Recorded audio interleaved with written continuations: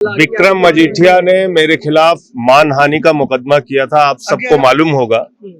और उसमें जब जब यहाँ पे तारीख लगी मैं कोर्ट के सामने हाजिर हुआ। आज भी उसी संबंध में न्यायालय ने मुझे बुलाया था, मैं हाजिर हुआ माननीय न्यायालय के समक्ष। अगली तारीख लगी है। मुझे न्याय में पूरा भरोसा है और मैं पहले दिन से कह रहा हूं कि विक्रम मजीठिया के बारे में मैंने जो कुछ भी कहा था वो सच कहा था और सच कहने का अधिकार भारत का संविधान, भारत का कानून मुझे देता है। और मुझे पूरी उम्मीद है, पूरा भरोसा है, हमारे वकील साहिबान इस केस को मजबूती से लड़ रहे हैं और मुझे पूरा भरोसा है कि न्यायालय से मुझे न्याय मिलेगा। कौन सी पड़ी है आप? वो तो ये वकील साहब बता for arguments. Today we have closed the evidence of the defense, and now the case is fixed for arguments on 5th of November.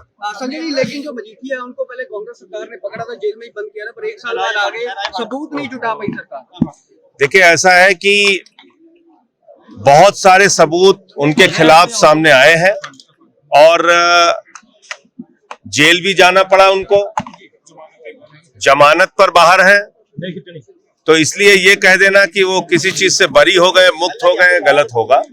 और मेरे ऊपर जो केस उन्होंने किया डिफेमेशन का, मैं पहले दिन से कह रहा हूं कि विक्रम मजीठिया के खिलाफ जो कुछ भी मैंने बोला था वो सच बोला था और सच बोलने का अधिकार भारत का संविधान, भारत का कानून मुझे देता है। मुझे पूरा भरोसा है कि न्यायालय से मुझे न्याय मिलेगा और जरूर मिलेगा।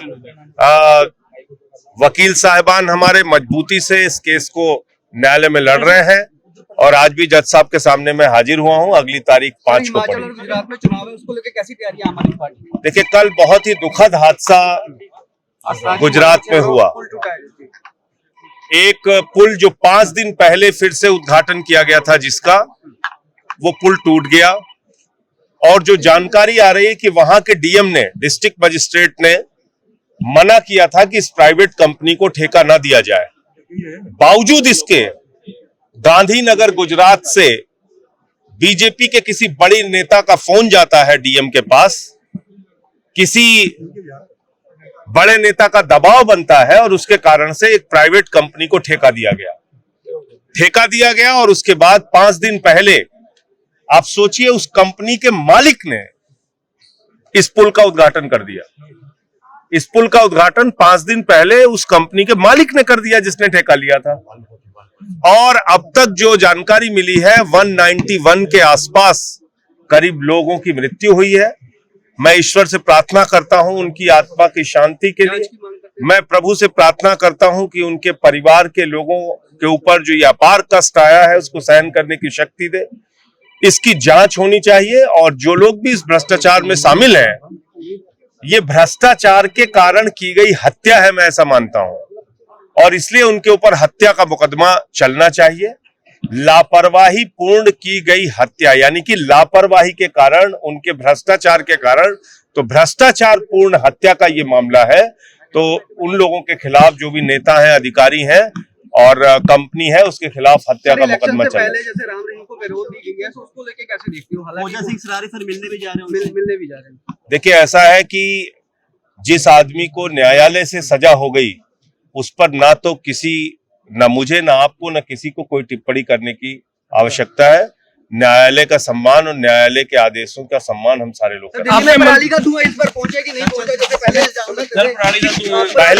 पहले की तुलना में बहुत कम हुआ है प्रदूषण, बहुत कम हुआ है।